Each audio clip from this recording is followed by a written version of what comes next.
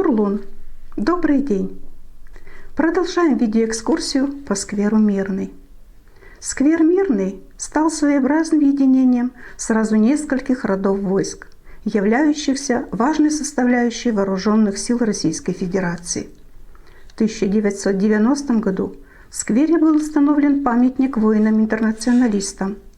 В 2017 году установлен памятный знак пограничникам всех поколений. 27 ноября 2019 года в сквере Мирный прошел митинг, посвященный 314-й годовщине со дня основания морской пехоты России и открытия памятника погибшим военным морякам.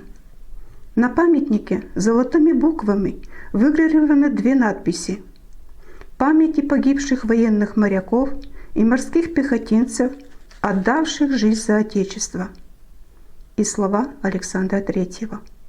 У России есть только два союзника – ее армия и флот. 2 августа 2020 года в сквере появился памятный знак в честь воздушно-десантных войск.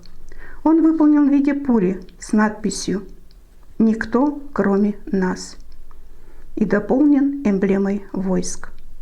Открытие памятника прошло в день профессионального праздника воздушно-десантных войск и приурочено 90-летию войск ВДВ.